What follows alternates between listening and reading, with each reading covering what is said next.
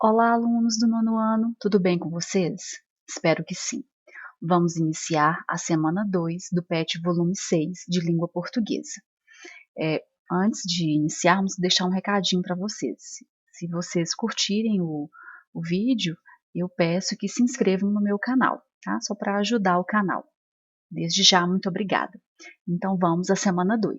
A unidade temática é leitura, o objeto de conhecimento é reconstrução da textualidade e compreensão dos efeitos de sentidos provocados pelos usos de recursos linguísticos e multissemióticos. Aí nós temos algumas habilidades e os conteúdos relacionados, enredo e o foco narrativo. Então nós temos aí um texto. Leia o texto abaixo com atenção e responda. Tadeu versus Maria Angélica. À primeira vista, Tadeu e Maria Angélica formavam um casal normal. Gostavam de cinema, de música e de viagens. Mas, acima de tudo, amavam o futebol. Só que, infelizmente, torciam para times rivais. No começo, isso não era um grande problema. Maria Angélica não se importava quando Tadeu comemorava as vitórias do time dele, e Tadeu até dava parabéns para Maria Angélica quando o clube dela vencia. Mas talvez isso só acontecesse porque os dois times eram muito ruins, e as vitórias muito raras. Então, no campeonato deste ano, as coisas mudaram. Novos reforços foram apresentados, técnicos foram contratados, as equipes melhoraram e as torcidas começaram a ter esperanças. As coisas mudaram tanto que os dois times chegaram à final do torneio. Tadeu comprou um uniforme azul e amarelo para ir ao estádio. Maria Angélica foi com uma enorme bandeira verde e branca. Os dois sentaram lado a lado durante a partida. Para evitar brigas, tentavam não vibrar demais quando seus times acertavam um lance, nem zombar do outro quando a equipe adversária cometia algum erro. O 0-0 vinha mantendo a paz do casal. Porém, no último lance do jogo, quando o time de Tadeu marcou o gol da vitória, ele não se conteve e gritou: Gol! É isso mesmo. É assim mesmo, com 10 letras ou. Mas ele não parou por aí. Começou a dançar em volta de Maria Angélica enquanto cantava. O meu time é um terror. O seu time é perdedor. Maria Angélica ficou verde de ódio, então disparou. Tadeu, você passou dos limites. Cartão vermelho. Como assim, Maria Angélica? Você está me expulsando de campo? E do casamento. Você pisou na bola. Tá, eu exagerei, mas também não precisa entrar de sola. Agora é tarde. Você chutou nosso amor para escanteio. Calma, eu não quero tirar o time de campo. Vamos tentar um segundo tempo. Não, senhor. Você já estava na marca do pênalti. Pode ir para o chuveiro. Quem sabe uma prorrogação? Não. Fim de jogo. Tadeu sentou na arquibancada, apoiou a cabeça nas mãos e disse: Tudo bem, Maria Angélica. Se você quer que eu pendure as chuteiras, é assim que vai ser. Mas isso me deixa muito triste, porque a gente fazia uma tabelinha e tanto. Eu acho que você bate um bolão e sempre que eu chegava em casa, corria para o abraço. Sabe, eu vestia a camisa do nosso casamento. Eu jogava por amor. Aquela declaração deixou os olhos de Maria Angélica encharcados como um maracanã sem drenagem. Então, ela jogou longe sua bandeira e pulou sobre Tadeu como se ele tivesse marcado um gol decisivo. Tadeu olhou fundo nos olhos de Maria Angélica e com voz emocionada cantou. Nosso amor é um terror. Tadeu, foi a coisa mais linda que alguém já me disse. Então, os dois beijaram-se, fizeram as pazes e viveram felizes para sempre. Ou, pelo menos, até a próxima final de campeonato.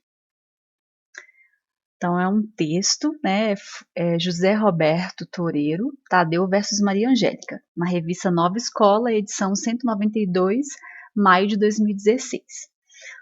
Então, como se inicia o conflito da narrativa?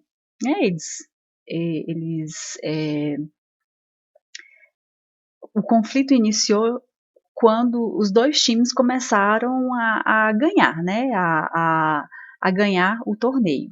E aí quando eles chegaram à final, e aí eles começaram a se desentender, né? Então aí está o início do conflito da narrativa, porque até então não tinha conflito nenhum, eles se davam bem porque os times eram ruins, mas quando os times começaram a jogar bem, né, a mudar algumas estratégias, aí começou o conflito. A 2. Podemos perceber a passagem do tempo no enredo através de quais elementos? Estratégias. A passagem do tempo aí nesse texto, ele é percebido através do desenrolar da relação amorosa, relacionada a um torneio de futebol, né? Aí nós temos algumas expressões que indicam passagem do tempo. No começo, no campeonato deste ano, final do torneio, durante a partida, último lance do jogo, próximo final do campeonato, né? São elementos que indicam aí a passagem do tempo durante, né, todo o enredo. Número 3. O vocabulário utilizado por Tadeu e Maria Angélica no texto sugere que eles são. E aí, letra A, bastante formais. Letra B, casados há pouco tempo. Letra C, fanáticos por futebol. Ou letra D, um casal normal. Então, de acordo com o vocabulário utilizado, voltem ao texto. Qual seria a resposta correta? 4. Retire do texto os verbos que o narrador utilizou para anunciar a fala dos personagens. Então, vocês voltem ao texto, né? E analise aí quais são os verbos que indicam a fala do personagem. Ó, Maria Angélica ficou verde de ódio, então disparou. Né? Aí agora que Tadeu, você passou dos limites, é a fala da personagem, né? Da Maria Angélica. Então, vocês vão voltar no texto e analisar. Tadeu sentou na arquibancada, apoiou a cabeça nas mãos e disse. Aí, isso aqui é a fala do narrador. E aí, agora, tudo bem. Aqui é a fala do Tadeu. Então, vocês vão analisar a número 4 na perspectiva dos verbos que o narrador utiliza para anunciar a fala dos personagens. Tá? Não são os verbos que os personagens utilizam, não. Número 5. Observe os trechos abaixo e diga qual fala pertence ao narrador e qual fala é a do personagem. Letra A. Para evitar brigas, tentavam vibrar demais quando seus times tentavam não vibrar demais quando seus times acertavam um lance. E aí, essa fala é do narrador ou de um dos personagens? Letra B. Gol! Quem fala? Aí vocês voltem ao texto se ainda não conseguirem concluir. Atividade 2. Leia o texto e responda. Papos. Me disseram. Disseram. Hein? O correto é disseram. Não me disseram. Eu falo como quero e te digo mais. Ou é digo-te. O quê? Digo-te que você. O ti e o você não combinam. Lhe digo? Também não. O que você ia me dizer?